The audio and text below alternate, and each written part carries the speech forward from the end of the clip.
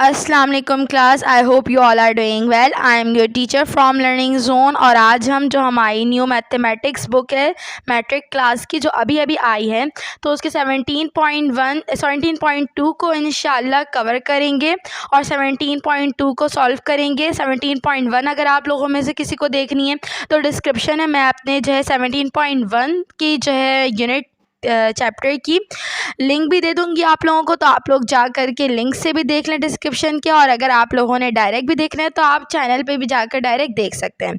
तो आज हमारी जो वीडियो है वो है 17.2 पर। आप लोगों को जो न्यू बुक है मैथमेटिक्स की, उसका जो है चैप्टर है 17। चैप्टर 17 में से एक्सरसाइज 17.2 है आप लोगों के सामने। तो आप लोगों के सामने बच्चों क्वेश्चन गिवन है, which of the following set are disjoint and overlapping exhaustive and cell. मतलब कि ये चार किस्म होती हैं किसकी, सेट की। तो हम पहले बारी बारी इस चारों किस्म को समझेंगे एंड देन हमने अपने क्वेश्चन को सॉल्व करना है। अगर हमने कोई चीज़ समझी ही नहीं है बेटा, तो आप लोगों को पहले वो चीज़ समझनी होगी। अगर आप लोग डायरेक्ट 17.2 की वीडियो में आए तो काइंडली आप पहले जाके 17.1 की वीडियो वॉच करो एंड देन आप लोगों को इंशाल्लाह समझ में आ जाएगी 17.2 भी खुद ही बखुद। आप लोगों ने जो है बट चंद बेसिक स्टेप्स को सीखना है। चंद बेसिक जो होती है, बेसिक चीज़ें अगर आप सीखेंगे तो आप लोगों की मैथ ज़्यादा क्लियर होंगी। और आप लोगों ने क्या करना है, अपनी प्रैक्टिस को आम रखना है, मतलब ज़्यादा से ज़्यादा आप लोगों ने प्रैक्टिस करनी है। Because practice by practice math जो है आप लोगों का परफेक्ट हो जाएगा, प्रैक्टिस से फर्स्ट। तो आप लोगों ने क्या करना है, प्रैक्टिस एंड अगेन प्रैक्टिस करनी है। सो अब हम अपनी जो है इस वीडियो को स्टार्ट करते हैं। बिस्मिल्लाहिर्रहमानिर्रहीम। हमारे सामने हमारा क्वेश्चन गिवन है। पहले हम इस लोगों को समझ लेते हैं जो सेट की टाइप है। सबसे पहले हमारे क्वेश्चन में क्या पूछ रहा है, डिसजॉइंट सेट। तो ऐसे सेट जैसे कि फॉर एग्जांपल मैंने एक सेट लिया, उसमें लिखा 1 2 3 एंड 4 एंड दूसरा सेट लिया, उसमें मैंने लिख दिया 3 5 8 3 नहीं ले, जैसे कि 7 6 8 9। तो इसी तरीके से हमारे नंबर्स काउंटिंग अगर करेंगे तो इस साइड भी हमारे 4 हैं क्या कहते हैं सेट्स में जो हमने नंबर लिखे, और इस साइड भी, इस साइड में 4 नंबर्स हैं। बट डिसजॉइंट का क्या मतलब हुआ कि ये दोनों आपस में सेम नहीं होंगे। तो ऐसे सेट जो आपस में सेम ना हो वो सेट क्या कहलाएंगे, डिसजॉइंट सेट कहलाएंगे। पहला सेट आप लोगों ने समझ दिया, डिसजॉइंट सेट आप लोगों के सामने था। ओवरलैपिंग हमारे पास सेकंड है। तो ओवरलैपिंग क्या होता है, अगर एक सेट है मेरे पास 1 2 3 4 मैंने लिखा है, दूसरे सेट पर आप लोग जो है अपनी कॉपी पर लिखते जाएं, जो मैं साथ साथ कह रही हूँ ताकि आप लोगों को समझ भी आते जाए।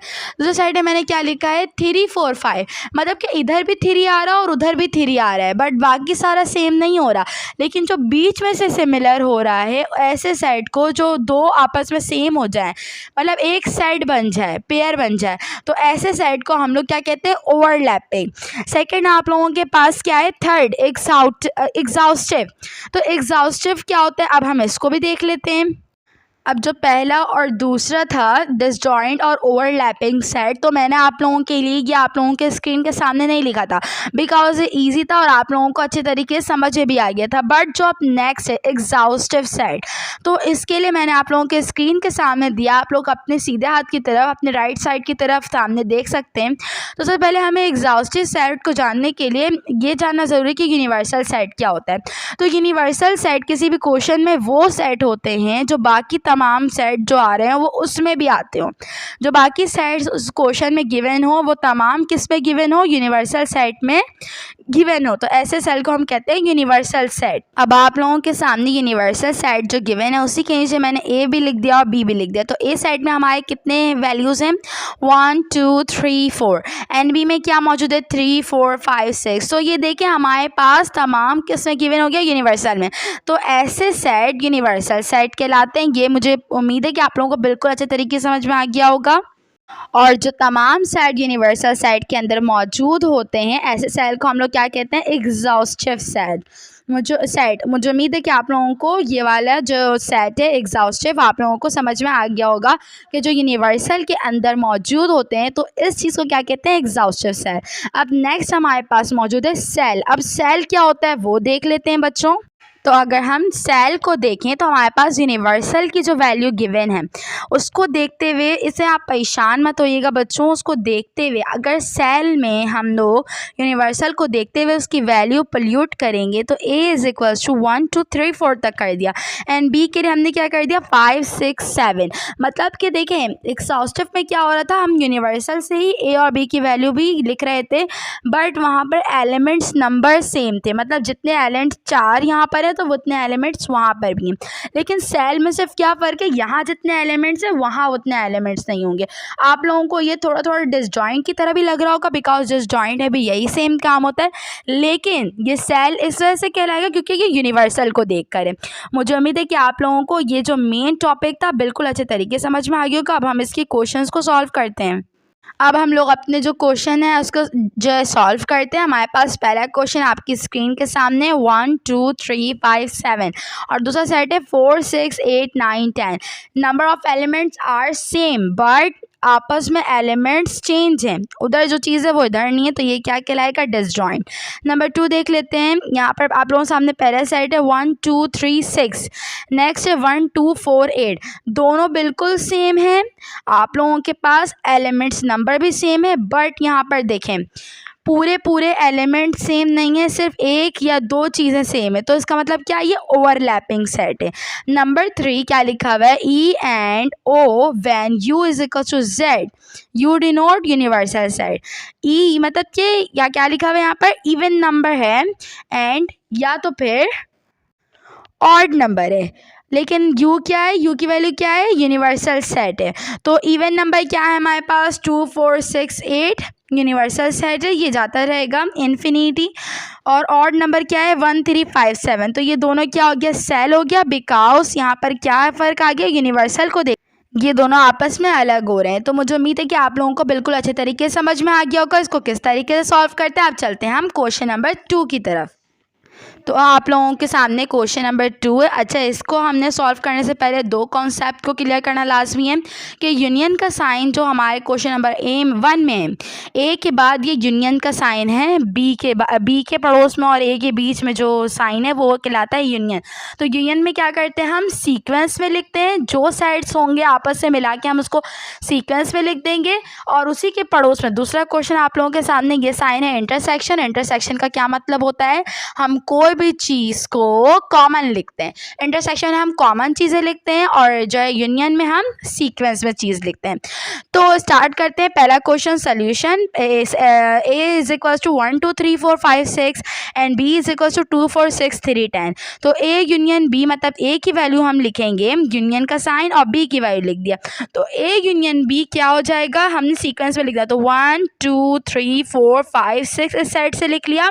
अब इधर देखिए आप 2 था हमने लिख दिया है, 4 हमने लिख दिया है, 6 हमने लिख दिया है, 8 तक हमने लिखा था, यहाँ 10 भी आया तो हम 10 भी लिख देंगे। तो इसका मतलब क्या, यूनियन में हम सीक्वेंस से लिखते हैं और इंटरसेक्शन हम कॉमन लिखते हैं। तो आए इंटरसेक्शन वाला भी देख लेते हैं। तो क्वेश्चन नंबर 2 हमारे सामने, ए इंटरसेक्शन भी, ए की वैल्यू हम दोबारा से उतार देंगे, बी की वैल्यू हमने उतार दी, तो हमारे पास जो कॉमन होगा हम वही लिखेंगे सिर्फ और सिर्फ। तो 1 नो कॉमन, 2 यस कॉमन है, 4 हाँ कॉमन है, तो 2 4 और 6 कॉमन आ रहा है। तो क्या मतलब 2 4 6 जो कॉमन है वो हमारा इंटरसेक्शन वाले का आंसर हो जाएगा। इट्स वेरी सिंपल, कोई कॉन्सेप्ट नहीं जो रॉकेट साइंस लगनी है, बस आप लोगों ने क्या रखना है, कॉन्सेप्ट को याद रखना है कि यूनियन में हमने क्या करना है, सीक्वेंस लिखना है और इंटरसेक्शन में कॉमन लिखना है। आप लोग कहीं पर नोट भी कर लें स्टूडेंट। नेक्स्ट क्वेश्चन पर आते हैं, उसके भी जो है लॉजिक को समझ लेते हैं।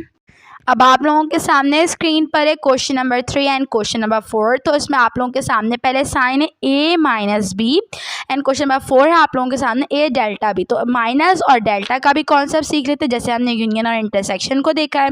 तो माइनस हमें क्या शो करेगा, अगर हमारे पास माइनस है, ठीक है बच्चों, और हमारे पास एक साइड में 1 2 3 और दूसरे साइड में है 2 3 4, तो 1 2 3 2 3 और 2 3 सेम हो रहा है तो वो आपस में कैंसिल हो जाएगा। लेकिन माइनस में एक चीज़ को याद रखना है कि हम सिर्फ और सिर्फ पहली वाली ब्रैकेट का जो है आंसर लिखेंगे। पहली वाली ब्रैकेट में जितना सेट बचा है, पहले वाले सेट में जितने नंबर्स बचे हैं वो हम लिखेंगे।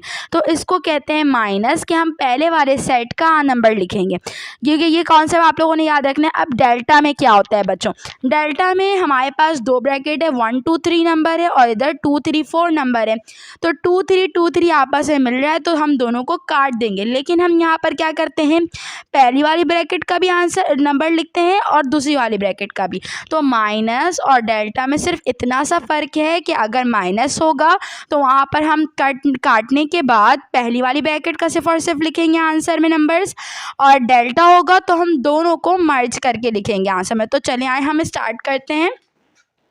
हम जो है स्टार्ट करते हैं, यहाँ पर सामने है हमारे पहला क्वेश्चन, a माइनस बी। तो a की साइड लिख दिया और हमने b का साइड लिख दिया, और a minus B is equals to a का साइड लिख दिया और माइनस का साइन आ गया। तो यहाँ पर हमारा 2 कैंसिल हुआ है, 4 कैंसिल हो गया और 6 मिल रहा था तो 6 कैंसिल हो गया। बाकी जो पहली ब्रैकेट में था हमने सिर्फ और सिर्फ उसको लिखना है। तो 1 3 और 5 था तो हमारा ये आंसर हो गया। अब दूसरा हमारे सामने a डेल्टा b। तो a डेल्टा b में हमने क्या करना है, a का साइड लिख दिया एंड अगेन b का साइड लिख दिया। अब a और b का साइड लिख दिया हमने। तो a डेल्टा में क्या होता है कि दोनों कैंसिल होने के बावजूद दोनों ब्रैकेट का लिखते हैं हम लोग। तो दोनों ब्रैकेट का हम किस तरीके से लिखेंगे कि हमने दोनों कैंसिल कर दिया और 1 बचा, 3 बचा, 5 बचा, 8 बचा और 10 बचा, तो हमने इसको भी लिख दिया। तो मुझे उम्मीद है कि आप लोगों को यूनियन, इंटरसेक्शन, माइनस और डेल्टा बहुत अच्छे तरीके से समझ में आ गया होगा। अब चलते हैं हम अपने नेक्स्ट क्वेश्चन पे, क्वेश्चन नंबर 3 पर। अब आप लोगों के पास स्लाइड सामने आ रही है स्टूडेंट्स, तो आप लोग अब इसमें फोकस करें। ये वाला क्वेश्चन हमारा मेन स्टार्ट हो गया है, बाकी सारे जो है आ सकते हैं बट नेवर इम्पॉर्टेंट, बिकॉज वो MCQs में इम्पॉर्टेंट हो सकते हैं, बट जो है हमारे पास जो मेन क्वेश्चन है वो हमारे सामने। तो सबसे पहले क्वेश्चन है, if universal is equals to 1 2 3 4 5 6 7 8 9 10 and a is equals to 1 2 3 4 5 and b is equals to 3 5 7 9, then find. हमें क्या फाइंड करना है, सबसे पहले a डैश। आप लोग इसको a डैश भी कह सकते हैं, आप लोग इसको a बार भी कह सकते हैं, लेकिन मैं इसको हमेशा से a बार पढ़ते हुए आई हूँ तो मैं इसको a बार कहूँगी। तो पहला क्वेश्चन हमारे पास a बार। तो a बार को किस तरीके से सॉल्व करते हैं, a बार का फॉर्मूला है a bar is equals to universal minus a, मतलब यूनिवर्सल की जो वैल्यू होगी उसको हम माइनस कर देंगे a से। तो a bar is equals to universal minus a। तो a bar is equals to universal की वैल्यू लिख ली 1 2 3 4 5 6 7 8 9 10, माइनस का साइन डालेंगे और 1 2 3 4 5। हमें पता है कि जब माइनस करते हैं तो सिर्फ और सिर्फ पहली वाली ब्रैकेट का लिखते हैं। तो हमने क्या करना है, हमारे पास क्या आ गया, 6 7 8 9 10, यही बचे हमारे पास पहले ब्रैकेट में से। तो a dash is equals to 6 7 8 9 10। Second question है b डैश। तो b bar, so b bar is equals to universal minus b। So simple, जिससे माइनस होगा वही लिखेंगे हम लोग। तो यूनिवर्सल माइनस b, यूनिवर्सल की अगेन वैल्यू लिखेंगे और b की वैल्यू लिख देंगे। इस दफ़ा b की वैल्यू चेंज है 1 3 5 7 9। अब इसको हम कट करेंगे तो दूसरी वाली ब्रैकेट के तमाम चीज़ें कट हो गई, जबकि पहली वाली ब्रैकेट से हमारा बच्चा है 2 4 6 8 10। तो 2 4 8 6 10 जो है हमारा b डैश यानी b बार का आंसर है। अब हमारे पास जो है थर्ड क्वेश्चन हमारे सामने है, a bar union b bar. तो हमें पता है यूनियन में क्या करते हैं, सीक्वेंस से लिख देते हैं। बार का हमें पता चल गया यूनिवर्सल माइनस a या यूनिवर्सल माइनस b, जो भी x y z। Universal minus c होगा तो यूनिवर्सल माइनस c भी हो जाएगा। अब a बार है तो हमने क्या मालूम करना है, सबसे पहले a बार मालूम करना है जो आप लोगों के सामने। तो मैंने पूरा नहीं आप लोगों को फाइंड करके दिखाया, बल्कि जो वैल्यू आई थी a बार की मैंने वो लिख दी है। Secondly we will find b bar. तो b बार हमने मालूम कर लिया था, आप लोगों के सामने ही है स्क्रीन पे, मैंने वो वाली जो है आंसर लिख दी है। अब क्या मालूम करना है, a bar union b bar. तो मैंने a बार की वैल्यू लिखी, आप लोगों के सामने है। Finally we will find a bar union b bar. तो मैंने a बार की वैल्यू लिखी है, यूनियन का साइन, और b बार की वैल्यू लिखी है। अब दोनों में जो चीज़ सेम है हम सबको सीक्वेंस से लिख देंगे। मुझे उम्मीद है कि आप लोगों को बिल्कुल अच्छे तरीके से समझ में आ गया होगा कि किस तरीके से हमने इसको सॉल्व करना है। मैंने आप लोगों को इस वीडियो में बच्चों तमाम पार्ट और तमाम चीज़ें सॉल्व करवा दी हैं। तो अब आप लोगों ने क्या करना है, इसकी अच्छी तरीके से प्रैक्टिस करनी है। अगर आप लोगों को वीडियो अच्छे तरीके से समझ आए तो लाइक करना है, शेयर करना है, सब्सक्राइब करना है, और ज़्यादा से ज़्यादा आप लोगों ने सब्सक्राइब करना है ताकि आप लोगों के सामने जो है वीडियोस आती रहें न्यू। तो न्यू वीडियोस देखने के लिए आप लोगों ने बेल आइकन को भी प्रेस करना है। Thanks for watching. अब मिलेंगे न्यू वीडियो में न्यू टॉपिक के साथ, मतलब एक्सरसाइज नंबर 17.2 को नेक्स्ट वीडियो में हमने कंप्लीट करना है इंशाल्लाह। तो मिलेंगे अगली वीडियो में, तब तक के लिए अल्लाह हाफ़िज़, अपना ख्याल रखें और जो है चैनल को सब्सक्राइब करना बिल्कुल ही मत भूलें।